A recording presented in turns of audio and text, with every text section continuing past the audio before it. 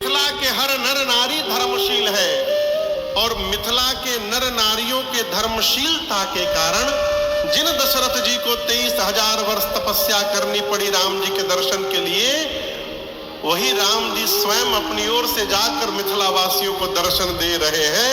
ये धर्म के कारण है, केवल धर्म के कारण। इसलिए विवेकी पुरुष को किसी भी परिस्थिति में धर्म का त्याग नहीं करना चाहिए। एक कहावत है, फायदा देखकर कायदा नहीं बदलना चाहिए। हमारे एक परिचित है, बड़े अच्छे हैं, भोले हैं, बड़े सज्जन हैं। तो हमसे मिले, बोले महाराज एक उनका बहुत बड़ा काम है अपना। बोले महाराज एक नया काम शुरू किया हूं, टेंडर लिया हूं। बोले काहे का टेंडर लिए हैं? बोले शराब का टेंडर लिया हूं महाराज। अब वो जब बोले तो हम उनका चेहरा देख रहे थे।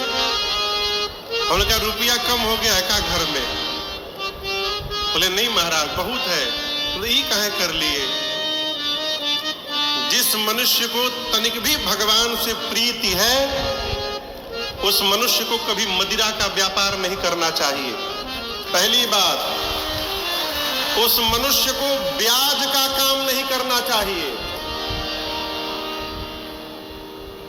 ब्याज बुझाता ना, ब्याज में रुपया लगाने का काम नहीं करना चाहिए। क्यों?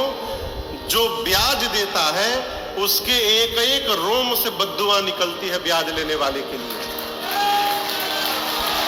बोल कर भी नहीं। भाई क्यों करत हुई तो माफ करी हम क्या, हम किसी को जान नहीं रहे। भगत को मदिरा का व्यापार नहीं करना चाहिए, भक्त को ब्याज का व्यापार नहीं करना चाहिए, और भक्त को ऐसा कोई व्यापार नहीं करना चाहिए जिसमें किसी पशु की खरीद बिक्री हो। इनसे बचना चाहिए।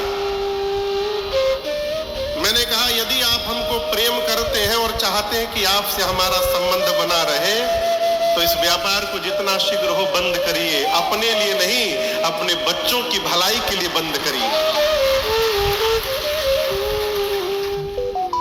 उन्हीं से मैंने कहा महाराज फायदा देख के कायदा नहीं बदलना चाहिए है? किसी भी परिस्थिति में तजो पिता प्रहलाद विभीषण बंधु भरत महतारी। किसके लिए? धर्म के लिए। धर्म के लिए प्रहलाद जी ने अपने पिताजी का त्याग कर दिया, धर्म के लिए विभीषण जी ने अपने भाई का त्याग कर दिया, धर्म के लिए भरत भैया ने मां कैकेयी का त्याग कर दिया है? धर्म के लिए। जीवन के केंद्र में जब धर्म होगा तो हमको भगवान को नहीं ढूंढना पड़ेगा, भगवान हमको ढूंढना प्रारंभ करेंगे। धर्म का पालन करिए।